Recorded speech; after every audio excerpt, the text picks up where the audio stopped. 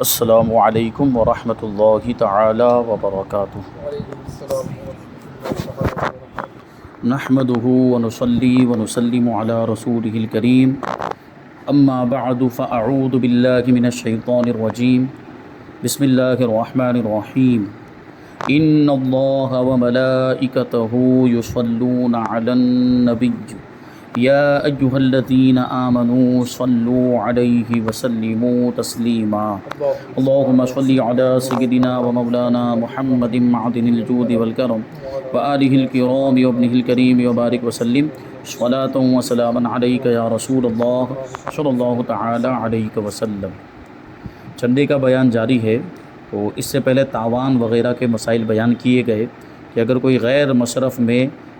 چندے کو خرچ کر دیتا ہے، یعنی جس کام کے لیے چندہ کیا گیا اس کے علاوہ دوسرے کسی کام میں یا اپنے ذاتی استعمال میں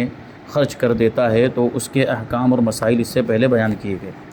اب یہاں پہ مدرسے کے چندے کے بارے میں اور مدرسے کے کھانے کے بارے میں کچھ ضروری مسائل بیان کریں گے کہ وہ چندہ جو مدرسے کے لیے کیا گیا، دارالعلوم کے لیے کیا گیا، اور وہ کھانا جو مدرسے میں تیار ہوتا ہے وہاں پہ پڑھنے والے بچوں کے لیے، تو اس میں سے کون کون کھا سکتا ہے اور کون کون نہیں کھا سکتا، کہ ظاہر سی بات ہے وہ کھانا جن لوگوں کے لیے بنا ہے وہ انہی لوگوں کے لیے ہو سکتا ہے، وہی لوگ کھا سکتے ہیں۔ تو اب وہاں پہ کچھ دوسری چیزیں بھی آتی ہیں، جیسے مدرسے میں بچے تو ہوتے ہیں لیکن وہاں پہ کبھی کبھی دارالعلوم ہے اگر، تو وہاں اساتذہ بھی رہتے ہیں،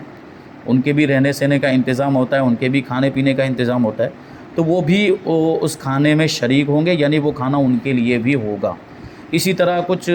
کام کرنے والا عملہ ہوتا ہے مدرسے کے اندر، جیسے صاف صفائی کرنے کے لیے ایک آدمی رکھا ہوا ہے، نگرانی کرنے کے لیے ایک آدمی رکھا ہوا ہے، چوکیداری کے لیے ایک چوکیدار رکھا ہوا ہے، تو یہ سب اب وہ مدرسے کے ہی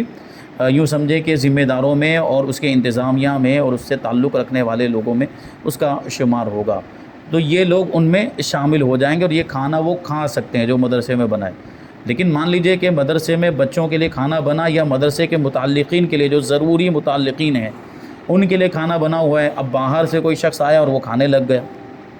تو اس کو اجازت ہوگی؟ اس کو اجازت نہیں ہوگی کھانا کھانے کی، کیونکہ وہ کھانا اس کے لیے نہیں ہے، وہ کھانا مدرسے کے طلباء کے لیے ہے یا جو مدرسے کے متعلقین ہے ان کے لیے ہے۔ ہاں کبھی ایسا ہو سکتا ہے کہ مدرسے میں کوئی مہمان آ گیا، تو اب وہاں پر دیکھا جائے گا کہ مہمان کے تعلق سے عرف اور رواج کیا ہے، تو اگر وہاں پہ عرف اور رواج ہے کہ مہمان کو وہاں کھلاتے ہیں مدرسے میں سے، تو اس کو کھلانا جائز ہوگا۔ اور ہمارے یہاں پہ عام طور پر ایسا ہوتا ہے کہ مدرسے کا کوئی قابل قدر مہمان ہوتا ہے تو اس کو مدرسے میں سے کھلایا جاتا ہے، مدرسے میں اس کے لیے کھانا تیار بھی کروایا جاتا ہے بسا اوقات، تو ایسی صورت میں ایسے مہمان کو کھلانا جائز۔ لیکن کبھی ایسا ہوتا ہے کہ کوئی مہمان نہیں ہے، اس کو مہمان بنایا بھی نہیں گیا، وہ مہمان بن کے آیا بھی نہیں ہے اور آ کر وہ کھانا کھانے لگ جاتا ہے، تو ایسے شخص کو وہاں مدرسے میں کھانا کھانے کی اجازت نہیں ہوگی۔ یہ تو وہاں یہ ظاہر سی بات ہے، یہ ان مدارس کی بات چل رہی ہے یا دارالعلوم کی بات چل رہی ہے جہاں پر بچوں کے رہنے سہنے کا اور کھانے پینے کا انتظام ہوتا ہے۔ اب یہ جو ہمارے جیسا مدرسہ جس کو مکتب کہتے ہیں عام طور پر، اور یہاں پہ چھوٹے بچے اپنے گھروں سے پڑھنے کے لیے آتے ہیں اور پڑھنے کے بعد واپس چلے جاتے ہیں، نہ ان کا رہنے سہنے کا یہاں پر انتظام ہوتا ہے نہ کھانے پینے کا، تو یہاں تو وہ احکام ہوں گے ہی نہیں۔ تو یہ جو مسائل ہیں یہ خاص طور پر دارالعلوم جامعات وغیرہ کے لیے۔ سوال: مدرسے کے لیے جمع شدہ چندے کو کس طرح استعمال کیا جائے؟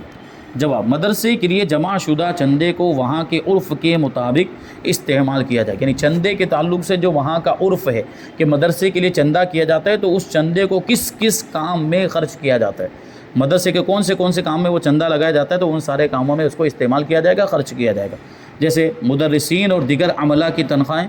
یعنی جو وہاں پہ پڑھانے والے اساتذہ، ظاہر سی بات ان کو تنخواہ دی جاتی ہے تو وہ اسی میں سے دی جائے گی، چندے میں سے۔ اور دوسرا جو عملہ، جیسے میں نے ابھی کہا کہ وہاں پہ جھاڑو صاف صفائی کرنے والے لوگ ہوں گے، اور کبھی جو ہے کہ چوکیداری وغیرہ کے لیے نگرانی کی ضرورت پڑتی ہے، یہ لوگ بھی اگر شامل کیے گئے ہیں تو ان کی تنخواہیں بھی یہ چندے میں سے دی جا سکتی ہیں۔ آگے ہے کہ طلباء کی خوراک، یعنی وہاں پہ جو بچے پڑھتے ہیں ان کے کھانے کا انتظام کیا جائے گا، اور کھانے کے برتن، ظاہر سی بات ہے کھانا بنانا ہے تو کھانے کے برتن تو ضروری ہے، برتن کے بغیر کھانا کیسے بن پائے گا، تو وہ جو تھالی پلیٹ کٹورا وغیرہ اور دیگ ہے، چمچ ہے، کفگیر ہے، یہ ساری چیزیں جو ہے وہ اسی کے ذریعے سے مہیا کی جائیں گی، جو بھی ضروریات کا سامان ہے، برتن وغیرہ۔ چولہے کے لیے بھی بہت ساری چیزوں کی ضرورت پڑتی ہے، چولہے میں کبھی تو ایسا ہوگا کہ گیس والا چولہا ہے تو گیس کا انتظام کرنا پڑے گا، اگر وہ آگ سے جلا رہے ہیں تو اس کے لیے لکڑی کا انتظام کرنا پڑے گا، تو یہ سب ہے، وہ سب اس میں شامل۔ مدرسے کی عمارت یا اس کی اشیاء کی حسب ضرورت مرمت، کیونکہ عمارت ہے تو ظاہر سی بات عمارت میں کچھ نہ کچھ کبھی چونا لیپا پوتی وغیرہ کی ضرورت پڑتی ہے، کبھی کچھ گرنے لگا ٹوٹنے لگ گیا تو اس کی مرمت کروانی پڑتی ہے، تو یہ سب بھی اسی چندے میں سے، یہ ہمارے عرف میں یہ ساری چیزیں شامل ہیں، یہ سب کروایا جا سکتا ہے۔ بجلی گیس کے بل کی ادائیگی، بجلی کا ظاہر سی بات ہے بل بھی اسی میں سے دیا جائے گا، اور گیس اگر ہم لے رہے ہیں، مان لیجئے کہ گیس اگر سلنڈر ہے تو اس کی جو قیمت ہوگی وہ اس میں سے دی جائے گی، یا جو ہے کہ لائن ہے اگر گیس لائن تو اس کا جو بل آتا ہے وہ بھی اسی میں سے دیا جائے گا۔ لائٹیں، پنکھے، ڈیسک وغیرہ، یعنی جو بھی ضرورت کا سامان، جیسے ابھی یہ تیپائیاں ہیں بچھانے کے لیے، دریا ہیں، اور جو بھی یہ ڈیسک ہے، یہ ساری چیزیں اسی میں شامل ہیں۔ بسا اوقات کتابیں بھی مہیا کی جاتی ہیں بچوں کو۔ اب جو وہاں دیکھا جائے گا کبھی ایسا ہوتا ہے کہ شروع کی 2-3 جماعتوں تک جب بچے پڑھ رہے ہوتے ہیں، شروع کی 2-3 جماعتوں تک، تو وہاں لازم ہوتا ہے کچھ مدارس کے اندر کہ وہ اتنی کتابیں ان کو خود اپنی خریدنی پڑے گی، کیونکہ اس میں کیا ہوتا ہے کہ شروع میں چھوٹی چھوٹی کتابیں ہوتی ہیں، وہ چھوٹی چھوٹی کتابیں ان کے لیے خریدنا بھی آسان ہوتا ہے، اس لیے ان کو کہہ دیا جاتا ہے کہ وہ خرید لیں، اور وہ چھوٹی چھوٹی کتابیں وہ بنیادی کتابیں بھی ہوتی ہیں کہ وہ ان کے پاس ان کی خود کی رہے گی، تو جب بھی چاہیں گے وہ کھول کر دیکھ سکیں گے، پڑھ لیں گے۔ لیکن جیسے جیسے اوپر جاتے تو بڑی بڑی کتابیں آنے لگ جاتی ہیں، جیسے مشکا شریف آ گئی، جلالین شریف آ گئی، بخاری شریف آ گئی، تو یہ بڑی بڑی کتابیں ہیں، سائز میں بھی بڑی، قیمت کے اعتبار سے بھی وہ مہنگی ہوتی ہیں، تو ہر کوئی اس کو افورڈ نہیں کر پاتا ہے، تو وہاں مدرسوں کی طرف سے پھر وہ دی جاتی ہے پڑھنے کے لیے، بڑی کتابیں پھر مدرسے کی طرف سے دی جاتی ہے، تو وہ کتابیں ظاہر سی بات ہے مدرسے کو اس کا انتظام کرنا پڑتا ہے ان کتابوں کا، تو وہ کتابیں بھی انہی چندے وغیرہ سے جو ہے کہ اس کو خریدا جائے گا۔ کبھی ایسا ہوتا ہے کتابیں پھٹ جاتی ہیں، کبھی بائنڈنگ وغیرہ، جلد سازی وغیرہ کرنے کی ضرورت پیش آتی ہے، تو وہ سب بھی ان میں سے کیا جائے گا۔ وہ سب جو مدرسے کے لوازم، مدرسے کی ضروریات اور جو بھی ضروری اخراجات، وہ سب اس میں آ گئے۔ آگے سوال ہے کہ اگر مدرسے کے طلباء کا کھانا کسی غیر حقدار نے کھا لیا تو گناہ اور تاوان کس پر ہے؟ میں نے ابھی بتا دیا کہ یہ جن لوگوں کے لیے بنایا گیا ہے وہی لوگ کھا سکتے ہیں، جس کے لیے کھانا نہیں بنا وہ غیر حقدار ہے، وہ نہیں کھا سکتا۔ اب اس نے کھا لیا ہے تو تاوان کس کو دینا پڑے گا؟ اس کی 2 صورتیں نکل سکتی ہے۔ ایک تو یہ کہ مدرسے کے کسی ذمہ دار نے بلا کر اس کو کھلایا، جو حقدار نہیں تھا اس کو بلا کر کھلا دیا، اور ایک ہے کہ اس کو بلایا نہیں گیا تھا، وہ خود آ کے کھا کے چلا گیا، یہ بھی ہو سکتا ہے۔ تو جواب دیتے ہیں کہ اگر مدرسے کی انتظامیہ کے مقرر کردہ ذمہ دار یا کھانا تقسیم کرنے والے نے جان بوجھ کر غیر حقدار کو خود کھانا دیا تو وہ گنہگار ہوا، توبہ بھی کرے اور تاوان بھی دے۔ یعنی یہاں بلانے والا انتظامیہ میں سے جس نے بلایا ہے، جس ذمہ دار نے اس کو بلایا یا کھانا تقسیم کرنے والے نے بلایا اور اس کو کھلا دیا، تو یہ جو جس نے بلا کر کھلایا یہ توبہ بھی کرے گا، اور یہ جو کھانا جتنا اس کو کھایا ہوگا اس نے، اس کی قیمت کا اندازہ لگایا جائے گا، اتنا اس کو تاوان دینا پڑے گا۔ یعنی اتنا کھانا اگر ہم باہر لینے جائیں تو کتنے کا ملے گا، وہ اتنا جرمانہ مدرسے کو ادا کرے گا۔ یہ کب ہے؟ جب اس نے بلا کر کھلایا، کسی انتظامیہ نے، کسی ذمہ دار نے، تو یہ ہو گیا۔ اور اگر کھانے والے کو بھی پتہ ہے کہ میں حقدار نہیں ہوں تو پھر یہ بھی گنہگار، جب اس کو پتہ ہے کہ میں حقدار پھر بھی کھا رہا ہے تو گنہگار ہوگا وہ بھی، مگر اس صورت میں اس پر تاوان نہیں، توبہ کرے گا، گنہگار ہوا ہے تو توبہ کرے گا، تاوان تو اسی کے اوپر ہوگا جس نے بلا کر کھلایا، بلایا کیوں اس نے، ٹھیک ہے، تو اس کے اوپر تاوان ہوگا۔ اگر مدرسے کا کھانا طلباء میں بانٹا جا رہا تھا اور اس میں کوئی غیر حقدار بھی شریک ہو گیا تو اس صورت میں تاوان کھانے والے پر ہوگا، بانٹنے والے پر نہیں ہوگا، کیونکہ اب بانٹنے والے کی طرف سے، تقسیم کرنے والے کی طرف سے کوئی کوتاہی نہیں پائی گئی، کیونکہ اس نے بلا کر نہیں کھلایا یا کسی ذمہ دار نے بلایا کر نہیں، وہ خود اندر آ کے شامل ہو گیا اور پتہ نہیں چل پایا اور اس نے کھا لیا، تو ایسی صورت میں تاوان وہ خود ہی دے گا۔ سوال: بعض اوقات لوگ شادی کی دعوت یا میت کے ایصال ثواب یا بزرگوں کی نیاز کا کھانا کثیر مقدار میں وہ بھی بے وقت مدرسے میں بھجوا دیتے ہیں، یہ ایک تلخ حقیقت ہے، یعنی ایک کڑوی حقیقت ہے، یہ ہم دیکھتے ہیں دارالعلوم وغیرہ میں عام طور پر ایسا ہوتا ہے، شادی میں کھانا بچ گیا، لاؤ مدرسے میں دے دو، ابھی کوئی ایصال ثواب کے لیے، نیاز کے لیے کھانا لاؤ بچ گیا تو مدرسے میں بچ گیا۔ مدرسہ اس لیے، مدرسہ کیا اس کام کے لیے کہ تمہارا بچا ہوا کھانا کھائیں گے، وہ جب بچ جاتا ہے تو مدرسہ یاد آتا ہے، پہلے سے یاد نہیں آتا ان کو۔ اگر مدرسے کی ان کو اتنی ہی فکر ہوتی، مدرسے کا اتنا ہی ان کو خیال ہوتا تو پہلے ہی سے مدرسے کے بچے کا حساب لگا کر ان کے حصے کی وہ نیاز بناتے، یا جو بھی کھانا جس بھی مقصد کے لیے شادی وغیرہ میں بھی اگر وہ تیار کر رہے ہیں تو مدرسوں کا بھی لحاظ اگر ان کو ہوتا تو وہ پہلے ہی پہنچاتے۔ تو اصل میں اگر خدمت کرنا چاہتے تو خدمت تو یہ تھی کہ جس وقت کھانا تیار ہوا، جب دوسرے مہمانوں کو کھلایا جا رہا اسی وقت بچوں کو بھی کھلایا جا رہا۔ اب یہاں پہ سب کو کھلا دیا گیا، اب جو بچ گیا ہے تو ظاہر سی بات اب ان کو فکر لائق اور کہ یہ ایسے رہ جائے گا تو یہ خراب ہو جائے گا، لاؤ دے دیتے ہیں، لاؤ مدرسے میں دے دیتے، تو مدرسہ اس کام کے لیے ہے کہ تمہارے بچا ہوا کھانا ہم کھائیں گے۔ تو یہ کڑوی حقیقت ہے۔ تو کیا ہوتا ہے، مدرسے میں بھجوا دیتے ہیں، اور یہ کھانا یا تو طلباء کو کام نہیں آتا، کیونکہ دیکھیے اکثر تو یہ لیٹ ہی پہنچے گا، ظاہر سی بات ہے۔ اب یہاں 2 گھنٹے تک مہمانی چل رہی ہے لوگوں کی، اب یہ مہمانی ختم ہوگی، سب کھا کے چلے جائیں گے، تب پتہ چل پائے گا نا کہ بچا ہے یا جو ہے کہ ختم ہو گیا۔ تو اب ان کو بعد میں 2 گھنٹے کے بعد پتہ چلا کہ ابھی کھانا جو ہے کہ بچا ہوا ہے، تو اب یہ بھیج رہے ہیں، رات کو 10 بجے بھیجیں گے، رات کو 10:30 بجے بھیجیں گے، تو وہ مدرسے کے بچے کیا ابھی ان کا انتظار کرتے ہوئے بیٹھے ہوں گے کہ ابھی آئے گا اور ہم کھائیں گے؟ کیونکہ یہاں تو پہلے سے کوئی بات ہی نہیں ہوئی ہوتی ہے کہ وہ بھیجنے والے یا نہیں بھیجنے والے، تو بچے تو اپنا جو مدرسے کا روزانہ کا جو کھانا ہوتا ہے وہ کھا چکے ہوتے۔ تو اب ظاہر سی بات، جب کھانا کھا چکے ہوں گے تو بھوک ہوگی، ان کو بھوک نہیں ہوگی، تو یہ کھانا جب ان کے پاس پہنچے گا تو یہ کھانا طلباء کے کام کا ہوتا ہی نہیں ہے، کیونکہ وہ ہو سکتا ہے کہ کچھ اس میں سے اگر چاہیں تو وہ کھا لیں، لیکن پیٹ بھر کے تو نہیں کھا سکتے، کیونکہ وہ پہلے مدرسے کا کھانا کھا چکے ہیں۔ یا کچھ کام آتا ہے اور کچھ بچ جاتا ہے، وہی میں نے بات کہی کہ کچھ کھا لیا تو کچھ بچ جائے گا، کیونکہ اتنی زیادہ مقدار میں بھیج دیا گیا ہے۔ تو اب فرماتے ہیں کہ اگر ضائع ہونے کا خوف ہو، کھانے کے برباد ہونے کا خوف ہو، تو کیا دوسروں کو کھلا سکتے ہیں یا نہیں؟ کیونکہ ابھی یہاں پہ بچوں کے لیے بھیجا گیا ہے۔ تو جواب دیتے ہیں کہ ایسا کھانا عام مسلمانوں کو پیش کر دیا جائے، یعنی وہ لوگ لے کر آئے۔ پہلی بات تو یہ ہے کہ اگر یہ بچا ہوا کھانا لے کر آئے ہو نا، تو مدرسوں کے ذمہ داروں کی یہ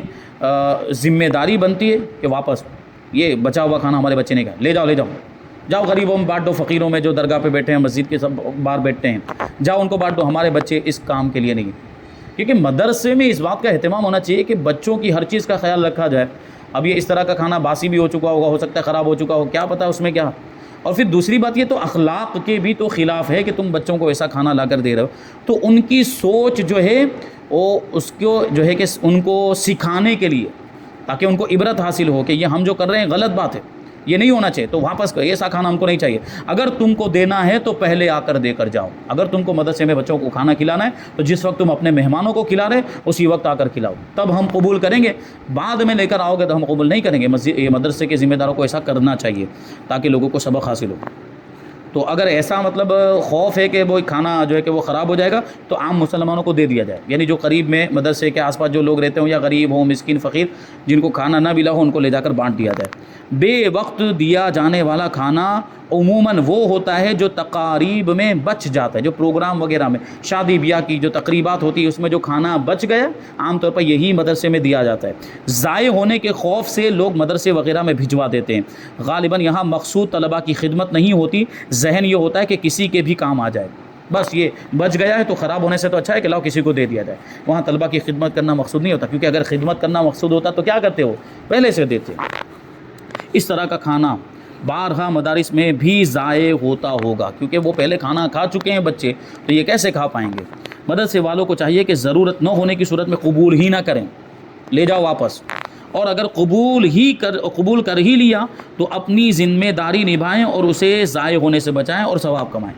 کیونکہ ابھی آپ قبول کر لیا تو اب ان کی ذمہ داری ہو گئی، وہ کھانا بھی ان کو بچانا پڑے گا۔ کیا مطلب، کیونکہ مال، کوئی بھی مال ہو اس کو ضائع کرنا یہ فضول خرچی میں شمار ہوتا ہے، اور فضول خرچی اسلام میں حرام ہے، اس کی اجازت نہیں ہے۔ تو اب مال کی یہ کھانے کی ذمہ داری اگر مدرسے والوں نے لے لی تو اب اس کو نبھانا پڑے گا اس ذمہ داری کو۔ تو یا تو جو ہے کہ بچوں کو کھلائیں، اور اگر بچ جاتا ہے تو اس کو تقسیم کر دیں، ممکن ہو تو فریج میں رکھ دیں اور دوسرے دن کام میں لائیں، کیونکہ فریج میں رکھ دینے سے کھانا محفوظ ہو جاتا ہے ایک وقت تک۔ تو اگر وہاں مدرسے کے اندر فریج کا انتظام ہے، یا تو وہ جو عام طور پر ریفریجریٹر ہوتا ہے جو گھروں میں ہوتا ہے وہ، یا پھر وہ جو ڈپ فریج ہوتا ہے، ایسا اگر رکھا ہوا ہے مدرسے کے اندر تو اس میں اس کو کھانے کو رکھ کر محفوظ کیا جا سکتا ہے اور دوسرے دن اس کو کھلایا جا سکتا ہے۔ احتیاط اسی میں ہے کہ کھانا وصول کرتے وقت کھانے کے مالک سے طلباء کو کھلانے کی قید ہٹوا کر ہر ایک کو کھلانے، بانٹنے وغیرہ کا اختیار لے لیا جائے۔ یعنی جب وہ دینے کے لیے آئے تو ان کو کہہ دیا جائے بھائی ہمارے طلباء کھا پائیں گے، جتنا کھا سکیں گے اتنا کھلایا جائے گا، باقی کا ہم مسلمانوں میں تقسیم کر دیں گے، اس کی اجازت پہلے سے لے لی جائے۔ لیکن اگر اجازت نہ بھی لی ہو اور بچے کھانے کے بعد ابھی بچ گیا ہے تو چونکہ اب یہ ضائع ہو جائے گا تو اس کو ضائع ہونے سے بچانے کے لیے عام مسلمانوں میں تقسیم کرنے کی اجازت ویسے بھی ہوگی، لیکن اجازت لے لی ہو تو پھر یہ اور زیادہ بہتر ہو جائے گا۔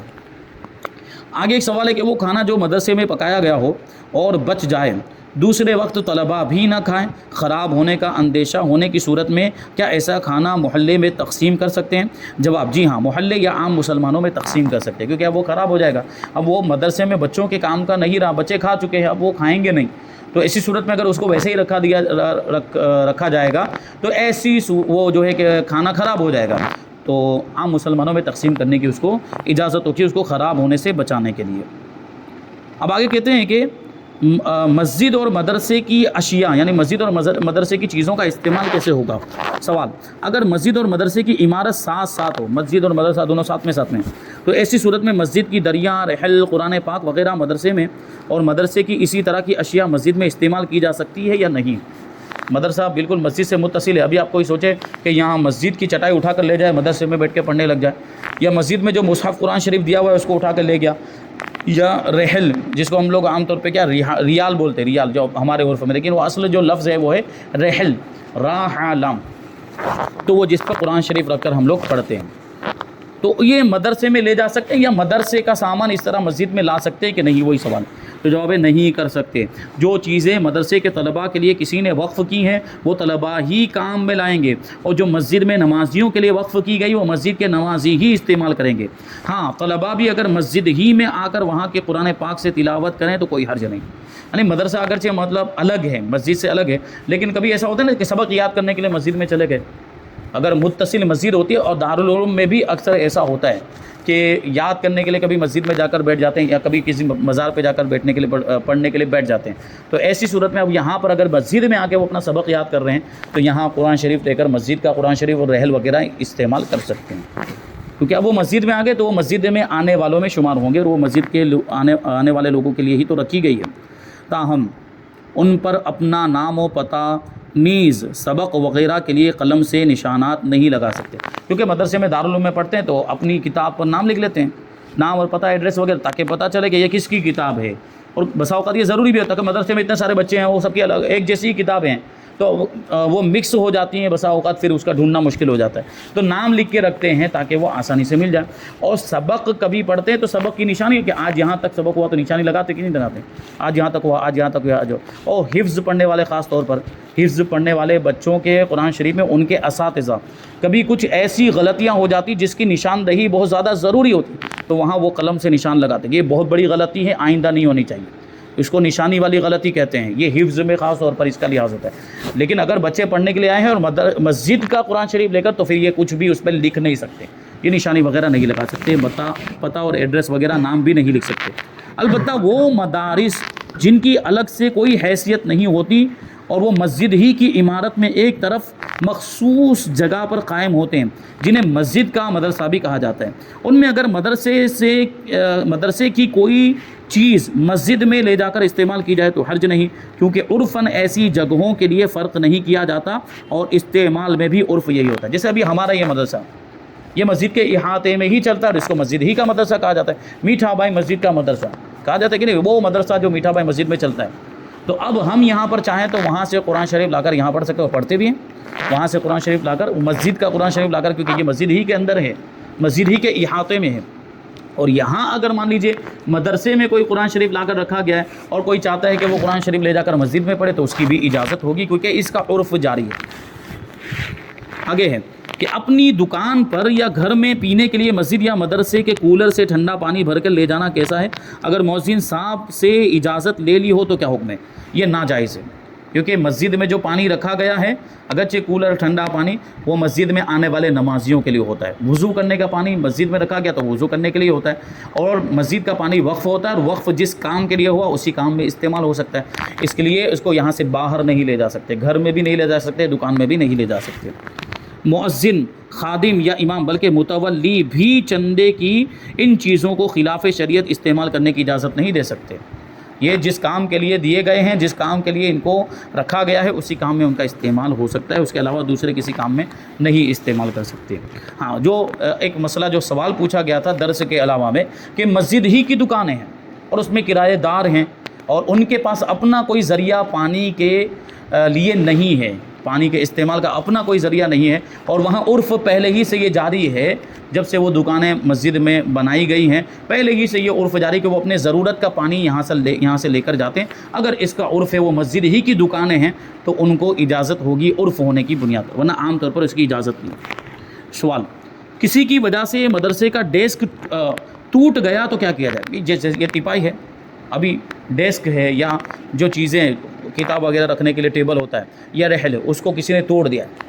تو اب کیا یعنی توڑنے والے پر تاوان ہوگا، جرمانہ ہوگا، کیا ہوگا؟ تو اس کا جواب دیتے ہیں کہ اگر اس کی اپنی غلطی سے وہ ڈیسک ٹوٹا ہے یا کوئی بھی نقصان ہوا ہے تو اس کو تاوان دینا ہوگا. اگر اپنی غلطی سے ایسا نہیں ہوا ہے تو اس پر مؤاخذہ نہیں، یعنی اس کی کوئی غلطی نہیں تھی،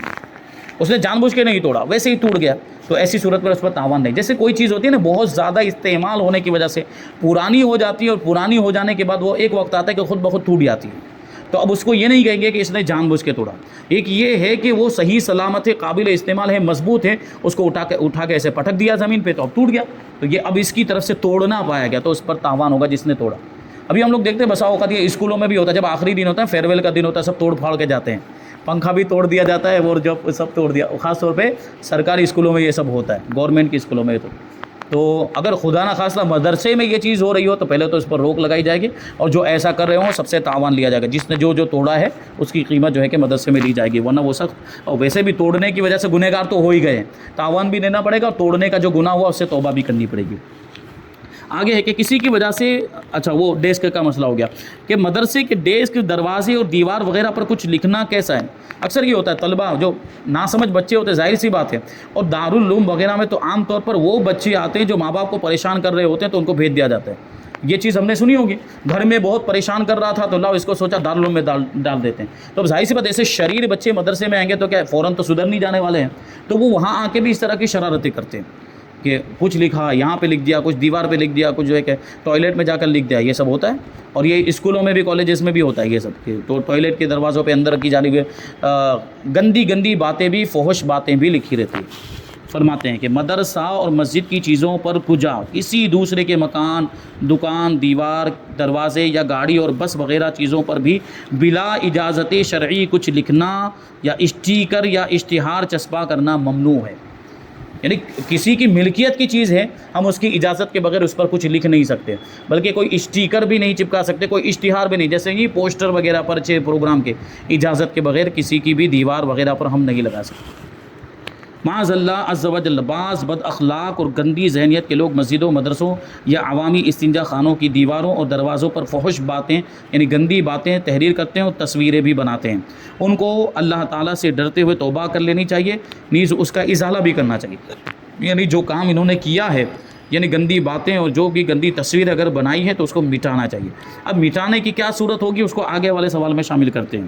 کہ مدرسے وغیرہ کی دیوار یا ڈیسک پر کچھ لکھا اور اب مسئلہ معلوم ہو جانے پر وہ نادم ہوا ہے، یعنی شرمندہ ہو گیا، تو اب وہ کیا کرے؟ ازالے کی کیا صورت ہوگی، یعنی اس کو ختم کرنے کی کیا صورت ہوگی؟ جواب دیتے ہیں کہ اس لکھائی کو اس طرح صاف کرے کہ اس چیز کو کسی طرح کا نقصان نہ پہنچے. جیسے ابھی دروازے پہ لکھا ہوا تو اس کو اس انداز میں صاف کرے کہ دروازے پر کوئی نقصان نہیں، اسکریچ وغیرہ نہیں پڑنے چاہیے، یہ خاص، یا کلر وغیرہ اس کا اکھڑنا نہیں چاہیے. اس انداز میں جو لکھاوٹ ہے وہ صاف کی جائے. اب ایسے قلم استعمال کیے جاتے ہیں جو بال پین وغیرہ جو ہے اس طرح کے استعمال کیے جاتے ہیں کہ وہ بغیر نقصان کے مٹ ہی نہیں پائے گا. اس کو یا تو کھرچنا پڑے گا یا جو ہے کہ کلر اکھڑ جائے گا اس کے ساتھ میں، تو اسکریچز آ جائیں گے اس کے اوپر. تو اب اس کا کیا کیا جائے؟ جواب دیتے ہیں مثلا ممکن ہو تو پانی والے کپڑے سے آہستہ آہستہ اس کو مٹائے. اگر رنگ خراب ہو جائے یعنی کلر اکھڑ گیا یا اس پہ دھبا پڑ جائے تو جو رنگ پہلے سے لگا ہوا ہے اسی طرح کا رنگ اس طرح لگائے کہ جو نقص اور بدنمائی پیدا ہو گئی تھی وہ دور ہو جائے. یعنی اسکریچ وغیرہ پڑ گئے ہیں، کلر جو اکھڑ گیا اس کی وجہ سے جو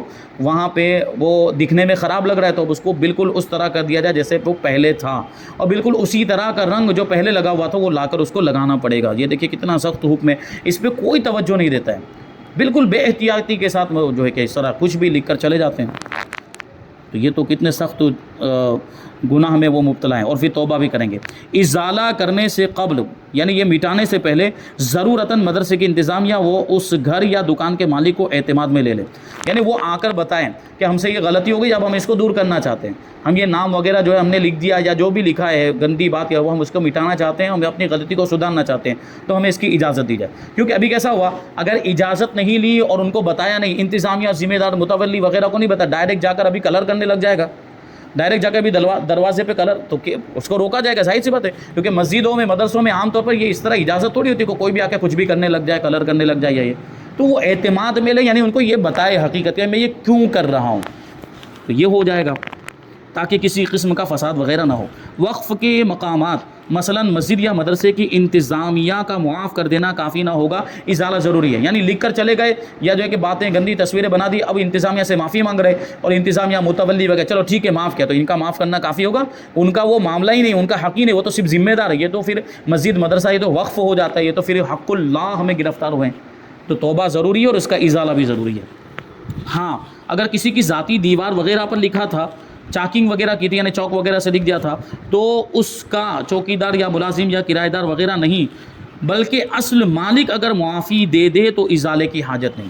یعنی کسی کی ذاتی چیز پر، جیسے کسی کے ذاتی مکان تھا، اس کی دیوار پر کچھ لکھ دیا تھا، یا کسی کی گاڑی پر لکھ دیا تھا، یا کسی کی دکان پر لکھ دیا تھا، کسی کے دروازے پر لکھ دیا تھا، اب جا کر جس کی وہ چیز تھی اس سے جا کر معافی مانگ لیتا ہے اور اس نے معاف کر دیا، تو اب مٹانے کی وہاں پر ضرورت نہیں ہے اور یہ کلر وغیرہ کرنے کی حاجت نہیں ہے. یہاں پر یہ بیان مکمل ہوا. اب انشاءاللہ تبارک و تعالی حیلہ شرعی کا بیان آئندہ ہم اس کو شامل کریں گے. اللہ تبارک و تعالیٰ کی بارگاہ میں دعا ہے کہ جو کچھ بھی بیان ہوا اس پر ہم سب کو عمل کرنے کی توفیق عطا فرمائے. وما علینا الا البلاغ. السلام علیکم.